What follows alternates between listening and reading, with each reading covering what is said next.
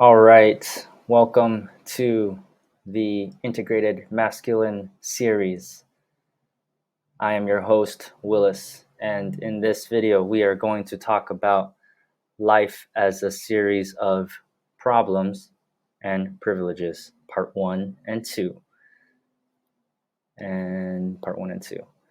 This is pages 17 and 18 in my book, The Integrated Masculine, link below. So, begin with a quote by Johnny Wilkinson. If I need things to be a certain way, I'm held hostage by them. All right. So life, basically, this game of life is always going to throw problems at us. We're never going to be done with problems. The most difficult of these problems are often ones that we don't expect. Makes sense? So what is a problem? Well, I define it as any situation that prevents something from being achieved, or any situation that separates our current state from a more ideal state. And this thing in the middle that separates where we are and where we want to go is known as the gap, right? So if I have a problem with finances, which I do a little bit right now, it means there is a situation, my finances, which is not quite what my preferred ideal state is, which is to have more money, let's say. So that's a problem, right? Now, one person's problem, it's important, this is a very important point for me, is that one person's problem is another's privilege or opportunity. It all depends on perspective, right? Like that old saying, one man's trash is another man's treasure. There's nothing that's objectively a problem. That's a perception, right? And what your problem is probably someone else's privilege. That's why there's the joke, first world problems. Because to someone else, those aren't really problems. It's a privilege to have those challenges, which for us could be very real, right? And so, in my book previously, we talk about Maslow's hierarchy of needs. And so, if your basic physiological needs are not met, if you don't have food, if you don't have water, if you don't have shelter, if you don't have air, well, those needs are pretty immediate. And when you're trying to fulfill those needs, then you're not worried about, do my friends like me? Is this the job right for me? Is this what I want to do? Where should I travel? All this stuff is, which may be problems for certain people, is it's just above in the Maslow's hierarchy of needs.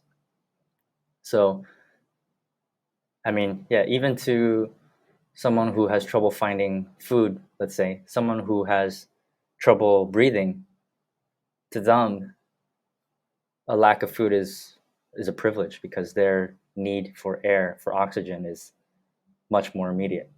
So there's always a situation that could be worse, let's say. And so we just have to be aware of that and to shift our perception of problems, to reframe them as opportunities, because it's always an opportunity for growth, for problem solving. And this goes into the next point, that we want to embrace or learn to embrace rather than bemoan, complain about all the challenges, all the quote unquote problems in our lives. Because really, life derives its meaning through confronting obstacles, overcoming obstacles, solving problems, overcoming challenges, right? That's really the only way we can grow. And so while it can suck when we're in the midst of something that seems like a big deal, in retrospect, those are almost always the best learning opportunities. I hope this doesn't come across as insensitive. I know we all have different problems that that are very real to us, and we kind of wish that they would just go away. Um, so, and I know that I'm coming from a very privileged position, but that I don't think that that makes this any less true. Anyways, this is the ideal philosophical spin on things, right? And so, players of life must face opportunities with a reaction, and choosing not to react is also a reaction. So we have solutions and we have distractions. And solutions are actions or pursuits that solve that problem and ideally can prevent it from happening again in the future. Whereas distractions are actions that either make us unaware of the problem's existence or can dull the pain and make us forget for a little while the problem that we have. And so solutions take us to the next level of life, whereas distractions keep us on the same level. So typically, if a player of life, any one of us, understands our problem and we feel capable of solving it, we'll pursue a solution. But if we feel overwhelmed or if we feel powerless, then we'll more likely pursue a distraction so that we can kind of pretend the problem's not there, at least for a little while.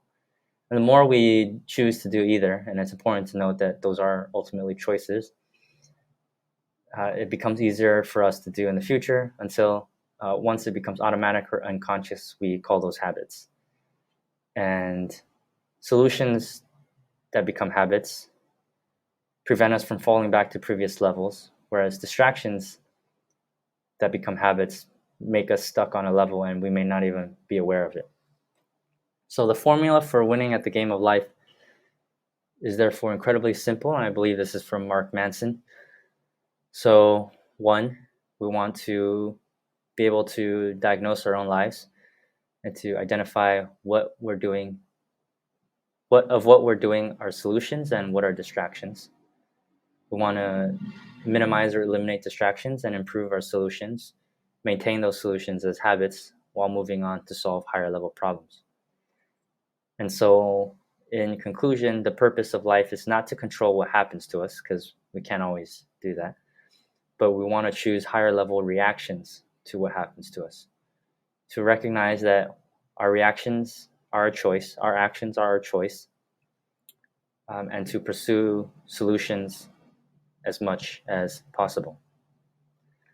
Let me know what you think about this. And so, also, yeah, the other summary is I'd like to view problems as opportunities, as Denzel Washington says in one of his inspirational, motivational videos. So let me know what you think. Questions, comments, concerns. I'm happy to hear your constructive criticisms. And again, the link to the integrated masculine is below in the descriptions. Hope you all two of you who are watching this, have a great day. Thank you for your time. I appreciate it. And I hope this was valuable in some way. Peace.